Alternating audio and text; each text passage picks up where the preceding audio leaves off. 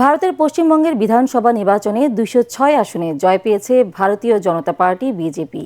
২৯৪ আসনের লড়াই শেষে মাত্র ৮১টি আসনে থমকে গেছে মমতা ব্যানার্জির ঘাসফুল শিবির, আর কংগ্রেস ২টি আর সিপিএম পেয়েছে একটি আসন। নিজের আসনেও হেরেছেন মমতা ব্যানার্জি।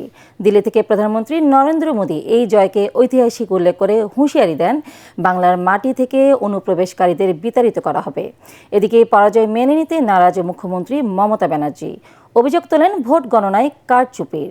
বিজেপির অভাবনীয় জয়ের পর এখন আলোচনার কেন্দ্রে কে হচ্ছেন পশ্চিমবঙ্গের পরবর্তী মুখ্যমন্ত্রী। দলটির পক্ষ থেকে আগে কোনো নাম ঘোষণা করা না হলেও শুভেন্দু অধিকারী, সুকান্ত মজুমদার এবং দিলীপ ঘোষের নাম জোরালোভাবে শোনা যাচ্ছে। রাজ্য সভাপতি সৌমিক ভট্টাচার্য, নিশীথ প্রামাণিক এবং নারী নেত্র রূপা গাঙ্গুলিও রয়েছেন আলোচনায়। এদিকে ভারতের তামিলনাড়ুর বিধানসভা নির্বাচনে জয় পেয়েছেন চলচ্চিত্র অভিনেতা থালাপতি বিজয়ের দল তামিলাগা ভেট্টি কাজাগাম টিভিকে। এবছরই প্রথমবারের মতো নির্বাচনে অংশ নিয়ে জয় পেয়ে বড় চমক দেখিয়েছেন বিজয়। যুক্তরাষ্ট্রের সঙ্গে বাংলাদেশের সই হওয়া বাণিজ্য চুক্তি চাইলেই বাতিল করা যায় না বলে জানিয়েছেন বাণিজ্যমন্ত্রী খন্দকার আব্দুল মুকতাদির। সচিবালয়ে মার্কিন প্রতিনিধি দলের সাথে বৈঠক শেষে তিনি কথা জানান।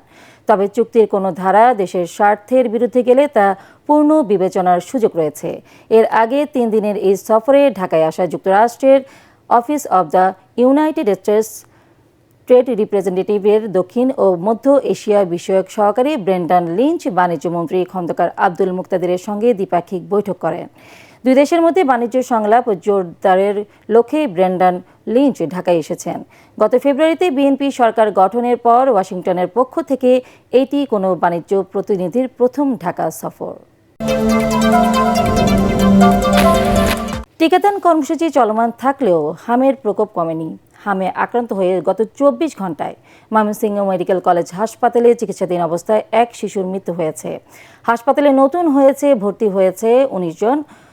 ২১ শিশু সুস্থ হয়ে বাড়ি ফিরে গেছে। এদিকে গত একদিনে সারা দেশে হাম ও হামের উপসর্গ নিয়ে রেকর্ড ১৭ জন শিশুর মৃত্যু হয়েছে। সংবাদ বিজ্ঞপ্তিতে এ তথ্য জানিয়েছে স্বাস্থ্য অধিদপ্তর।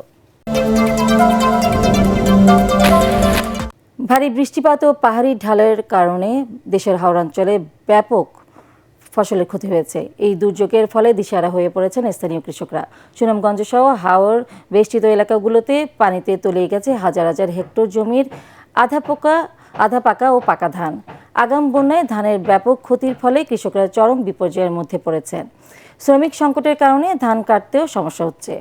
স্থানীয় প্রশাসন জানিয়েছে, ক্ষতিগ্রস্ত কৃষকদের তালিকা করে আগামী ৩ মাস সরকার বিশেষ সহায়তা দেওয়ার উদ্যোগ নিয়েছে। ইরানকে পৃথিবীর বুক থেকে মুছে ফেলার হুমকি মার্কিন প্রেসিডেন্ট ডোনাল্ড ট্রাম্পের।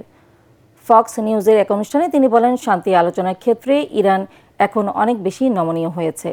এদিকে হরমুজ প্রণালী পার হওয়ার মার্কিন চেষ্টার কঠোর জবাব দেওয়ার হুঁশিয়ারি দিয়েছে তেহরান।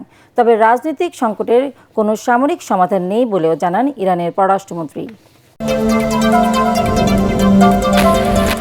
এদিকে ইরানের উপর মার্কিন হামলার কারণে বড় সংকটময় মুহূর্ত পার করছে বিশ্ব তেলের বাজার।